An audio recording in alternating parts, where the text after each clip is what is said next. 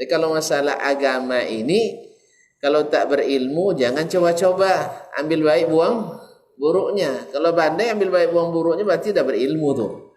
Berarti dah berilmu. Tapi kalau berilmu seperti kata Ibnu Sirin, inna hadzal ilma dinun. Ilmu yang kau pelajari ini agama. Maka lihat dari siapa kamu mempelajari agama. Jangan sembarang belajar. Nah, jangan sembarang belajar. Lihat dari siapa agama itu diambil. Nah. Baik.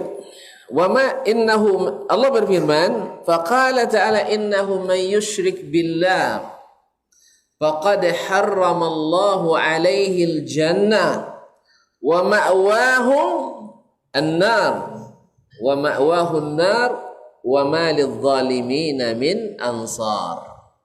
Innahu man yusyrik billah faqad harramallahu alaihi al-jannah. Bahasanya garang ini. Siapa yang syirik kepada Allah, sungguh Allah haramkan. Tonton kalau dengar haram, seketik-seketik haram, seketik-seketik haram, seketik-seketik bid'ahnya kan itu ya. Ini kajian yang paling ditakuti orang. Kajian yang paling ditakuti adalah sedikit-sedikit haram, sedikit-sedikit bid'ah. Yang paling disenangi semuanya boleh. Ya, yang haram boleh Ustaz, asal syariah boleh. Asal syariah boleh. Asal santun boleh, asal memenuhi standar kepatutan boleh. Kalau ini kaji ya memang enak memang. Tapi kaum muslimin dan muslimat yang dirahmati Allah SWT, makanya Allah di sini tegaskan supaya kita takut. Allah haramkan atasnya surga. Kalau lah haram surga, tidak ada pilihan ketiga, yang ada hanya surga atau neraka. Ada surga atau neraka. Kalau itu kaum muslimin dan muslimat, faqad harramallahu alaihi al-jannah wa ma'wahu an-nar, dan tempat tinggalnya di neraka. Nas'alullah as-salamata wal afiyah. Wa ma lidh-dhalimin min ansar. Orang-orang zalim itu tak akan ada yang bisa membantunya. Tidak ada.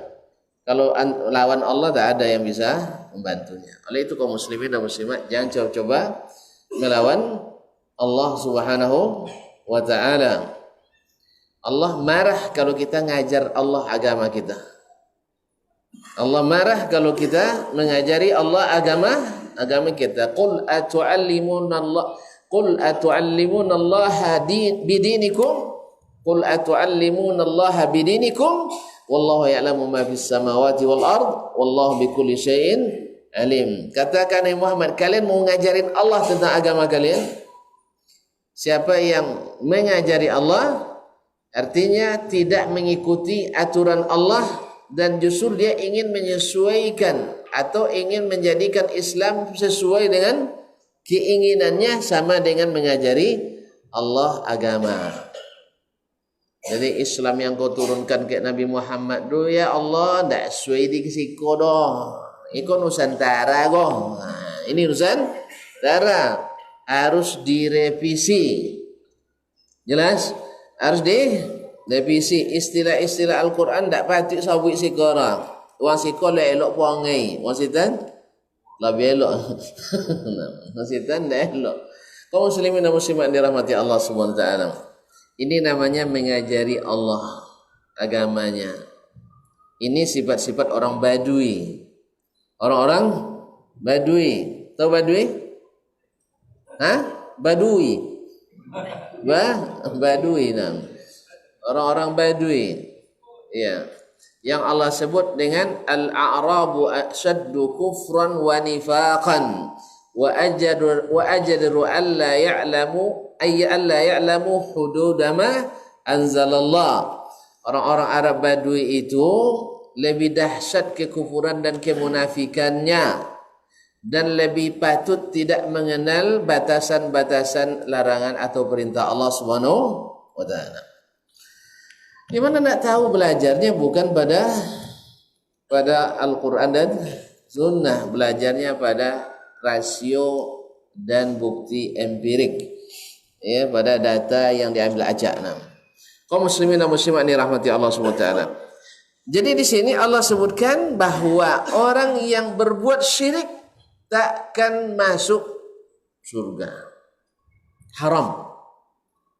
Jadi itu Allah Ta'ala ngajar kita mengatakan yang haram itu Allah Ta'ala yang haramkan. Nah, kalau Allah bilang haram ya haram. Nah, kalau Allah bilang halal ya halal.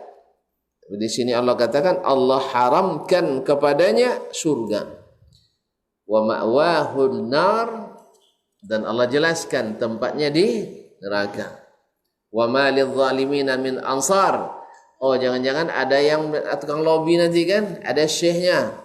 Ya ada kiai itu haji itu walinya yang akan melobi. Tidak. Orang-orang yang berbuat syirik tidak ada yang mampu memberinya syafaat. Jadi kalau tuan-tuan dan perempuan nak mau syafaat dari Allah, dari Rasulullah sallallahu alaihi wasallam, jangan buat syirik. Kalau mau syafaat daripada para ulama misalnya, jangan melakukan syirik. Kalau mau syafaat dari saudara-saudara mukmin kita, jangan berbuat syirik. Karena syafaat tak berlaku kecuali bagi orang yang Allah ridai. Syafaat tak boleh kecuali dengan izin Allah. Lihat, Nabi sendiri alaihissalatu wassalam baru diizinkan setelah sujud di bawah arsy. Kemudian memuji-muji Allah dengan pujian yang khusus, tak pernah dibacanya di dunia, tak pernah diketahuinya, diajarkan Allah pada waktu itu. Sampai akhirnya Allah ridha, maka kata Nabi Allah Subhanahu wa taala, "Qum, berdiri Muhammad. Isfa, tusyabba, sal tu'ta." Berikan syafaat, mintalah syafaat, engkau diizinkan memberi syafaat, dan mintalah engkau diberi permintaanmu. Kaum muslim, Nabi pun harus memohon dulu. Apalagi yang kiai-kiai syekh yang tadi mana barisan kita tidak tahu. Ya jauh-jauh lele barisan. Jadi kita nak mengharap syafaatnya dengan meminta mereka seperti meminta kepada Allah, maka bertakwalah kepada Allah kaum muslimin, karena ini tidak diajarkan oleh Rasulullah Rabbil Alamin. Kaum muslimin dan muslimat, ila ghairi zalika min awaril adillah wa hiya katsiratun jiddan fil Qur'anil Karim, dan masih banyak lagi dalil-dalil yang sejenis dan dalam Al-Qur'an sangat banyak. Ini berkaitan dengan dalil tentang tercelanya perbuatan syirik yang menjelaskan kepada kita bahaya besar syirik itu. Dan kaum muslimin alhamdulillah sepakat syirik dosa paling besar, tetapi mereka tak sepakat mendefinisikan syirik. Oleh itu kaum muslimin, supaya kita tak berselisih, maka bertanyalah kepada Nabi sallallahu alaihi wasallam apa saja yang dilarang oleh Nabi sallallahu alaihi wasallam.